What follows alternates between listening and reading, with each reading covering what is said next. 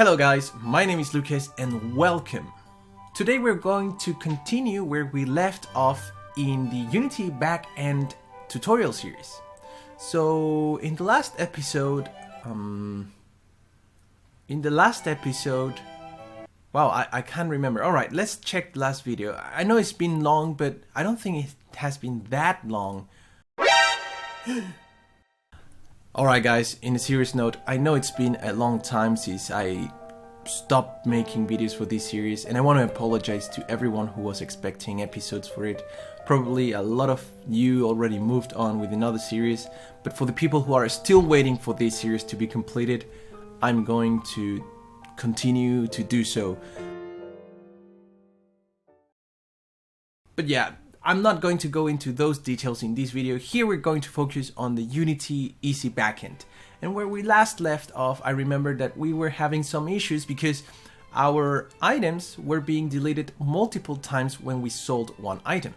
So we sold an item and all the items with that user ID and that item ID were removed from the items, users items relationship table. So for example, we had, this is not here. We had 2 potions here, so they had the same item ID and the same user ID, and therefore when we deleted them, we deleted all of it. And I left you a homework, and I think you have had plenty of time to finish that homework. So yeah, let's do that now together. Alright guys, so let's break down the steps that we need to do in order to make this work.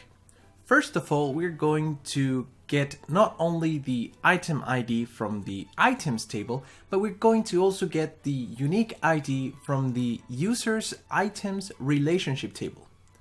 Then we're going to create an item class that we're going to attach to each item, and that item class is going to contain the information, including the information of the unique ID in that relationship table.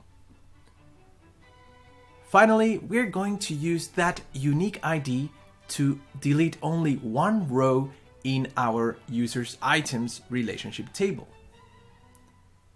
I have created several items here, so as you can see here we have different items, and this is the unique ID for the users items relationship table, and you can see it's unique within this table. Other IDs like the user ID and the item ID, although they are unique in their corresponding tables, they are not unique here, so we can have repetition. Alright, so let's get our hands dirty. The first thing we have to do is change our item ID here, but wait a second, we want to get all the information, the item and the item ID, the ID here, and we're going to get the ID of each item, so that later in sell item, instead of using item ID, we're just going to use ID. Alright, let's see if just adding that variable here in the SQL is going to help us get the information we're looking for. So test user 1, 2, 3, 4, 5, 6, login. Alright, so we have 4 items, and as you can see here, we have the information of each item. This item is repeated, so we have it there twice. But as you can see here, we have the ID number 6 and item ID 3, ID number 7, item ID 1. So we have the unique ID of each item in our inventory, and that's going to be what we need. Awesome. Now, next step is to go to the items class. And actually, we could rename this class to something like item manager or item controller. So I'm going to do that, and to rename a class, simply press Ctrl R twice and name it like how you want to rename it. So I'm going to call it item controller or item manager. Well, it really depends. I'm still working on my naming convention in this project, but it will all depend. Managers have a specific functions, controllers have another specific functions, etc. So item manager, I rename it, and by renaming it, it's going to be renamed everywhere except in your project. So go out here and rename this items class, rename it to item manager and open it up again. All right, renaming that was not important, but I wanted to do that. All right, so down here we had our game object item, and we want to attach the item script to this item. So first of all, I'm going to rename this to item go because it's a game object, so item game object. And we are going to add a mono behavior component to this. So we need to create it first here in Unity, create C# script, and I'm just going to call it item.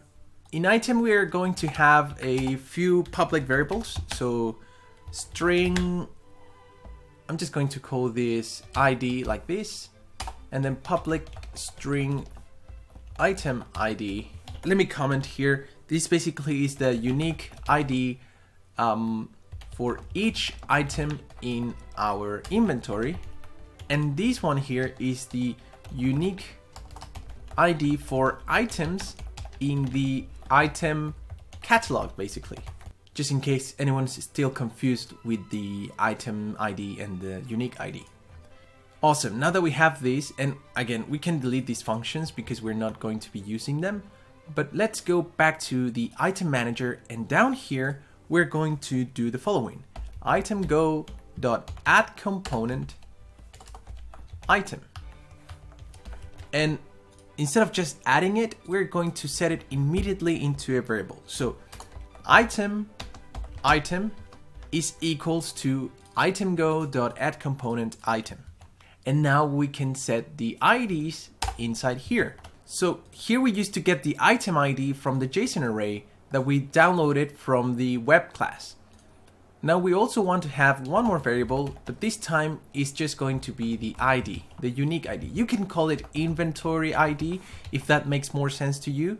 I'm just going to call it ID for now. So ID is equals to JSON array, I as object, and this time it's not item ID, but just ID. Remember that these JSON keys here are the same that the name of the columns in our user items relationship table. All right, so now we have the ID, and probably this should be like this because it's a local variable. And so now that we have that, we simply do item.id equals to ID, and item.itemID is equals to item ID. Now, I told you that we need this unique ID so that we don't delete two rows at the same time. For example, with our old code, selling an item would delete this row here because it's user ID 1 and item ID 3, and also the one down here because it's the same user ID with the same item ID, although they are two different items in our inventory. So how we fix this? Well, we need to pass this ID instead of this ID. So here in set cell button, we're going to pass this is the user ID, this is the item ID. So I'm going to rename this a little bit so it's more clear. Instead of UID, I'm just going to call it user ID. And this one here, I'm just going to call it ID. But wait, we already have that ID variable, so I'm going to call it unique.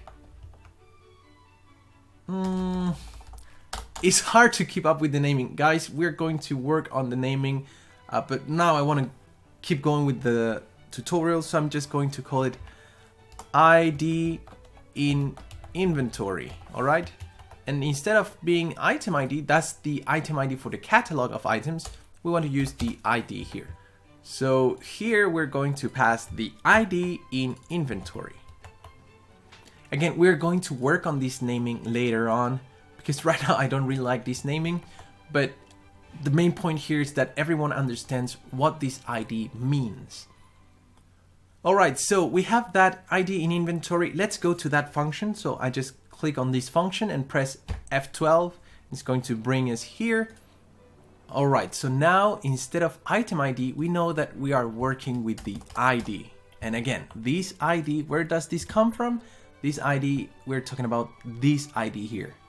the unique ID in the user items relationship. Sorry guys that I'm repeating this so much, but that was something that was hard for a lot of people to grasp, even for me, so that's why I'm repeating it so much. And here we're just going to rename this for the sake of like keeping up with this name here in the table. Right, so ID, we're going to rename it here as well. And user ID is the same, so we don't need to change that.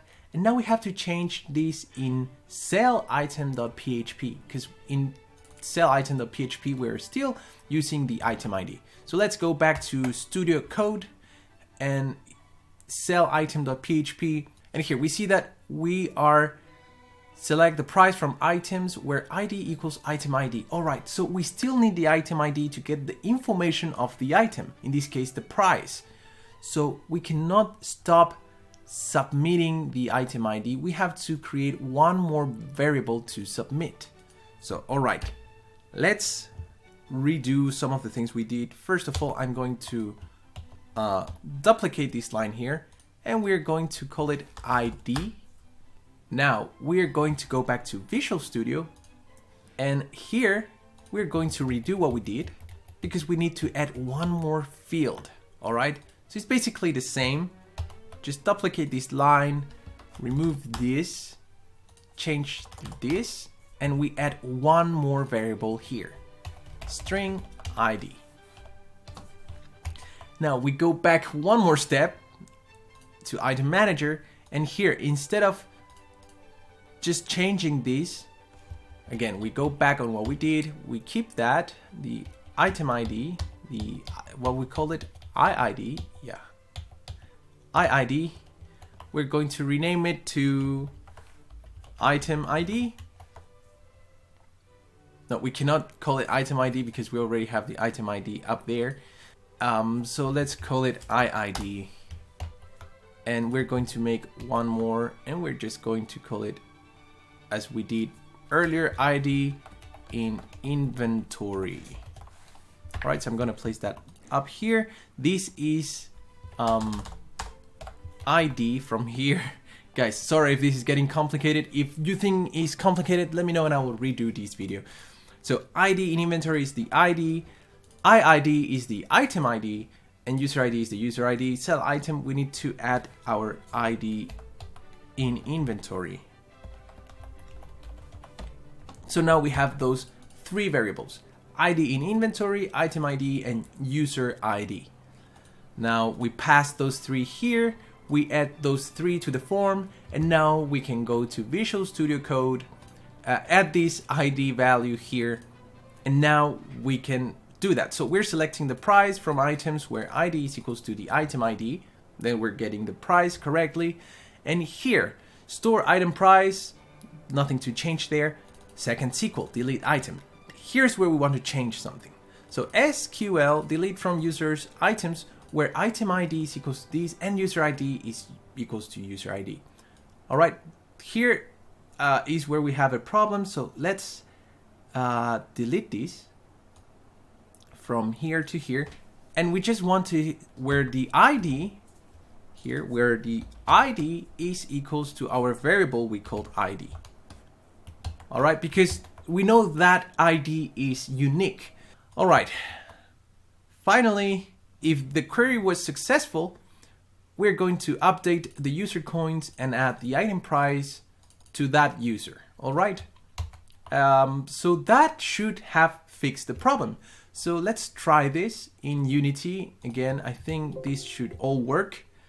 So we go back to Unity. I'm a little bit nervous right now, to be honest. Let's do test user 1, 2, 3, 4, 5, 6, log in. We have our items here. Now let's sell oak wood. So we have this empty message. I'm guessing it worked. So, and if it worked, it's only going to delete one of the oak woods.